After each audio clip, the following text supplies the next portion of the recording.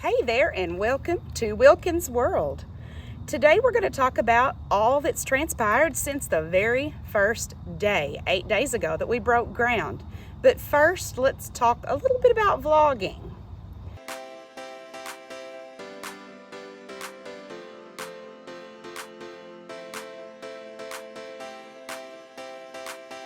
So I've been studying a little bit about vlogging, and I noticed that everybody had these cool sets, like maybe things around them, maybe a desk, plants, pictures, something that kind of shows what they stand for.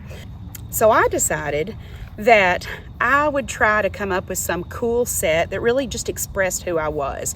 So I went into my kitchen. I like old antique kind of things. So I pulled out a drafting table, put a little fake plant to the side, put a little sign that said welcome to Wilkins World, and I got started.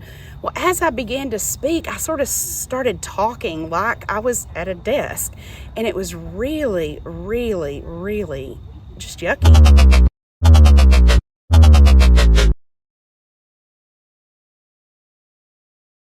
This is just kind of who I am.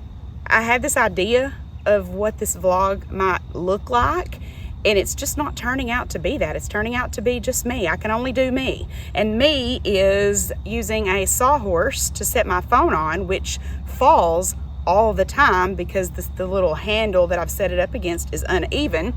I came out here and I found this really cool thing. So this is my seat. I have a little kid chair in the car in case I needed it, which is kind of the only thing that would fit in the back seat. So anyway, this last week, so much has happened. The first thing is we got this really cool driveway. It's actually wide enough that a car can meet another car on the road and not have to go off the side. Right now it's gravel. It will be chat on top when the gravel starts packing in, and then a couple of years when the chat is nice and solid, then we'll get asphalt. Last week you saw that we had a footing dug, and it was dirt in the bottom, and there were several areas that sort of graded up and down, and that allows for those of you who are kind of like me and don't know a whole lot about building, this looked like fairly level and solid land, but there was actually a slope to one side. So if you can see behind me, there are more blocks on this side than there are this side because the ground slopes just a little bit. And that allows for, once it's poured, the slab to be level and the house, kind of stay intact. That's sort of the idea. So after the concrete's set,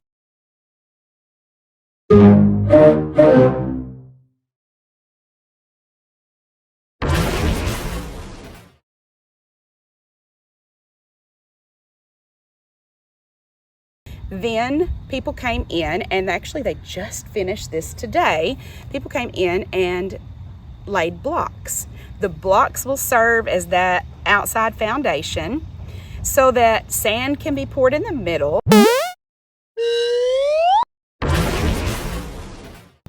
And then on top of that, there will be a concrete slab foundation. So during our meeting with our contractor, we made some decisions about things that would come out of the foundation, electric lines and plumbing that would need to come directly out of that slab, needed to have been done before the slab is poured next week. So things like exactly where a tub would be, the toilets, hydrants on the outside of the house, also called, I think, hose bibs. That's a new vocabulary word for me this week. At the end of the meeting with our contractor, we were given a little list, and I just love this about the contractor we have. He's so very highly organized, and I tend to not be so organized, but I thrive when someone expects me to be.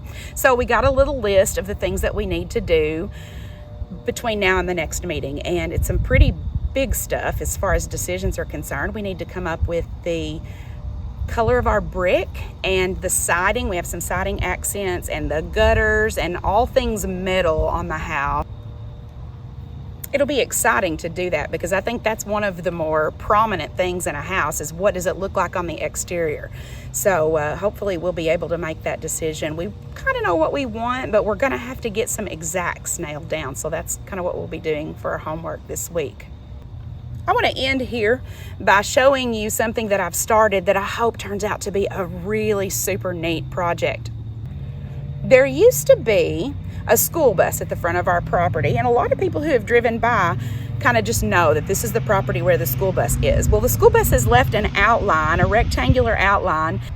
From the day before we broke ground, I started going to a certain spot. Actually, I say it's the bus driver's seat, exactly where the bus driver would be in that imprint of the bus.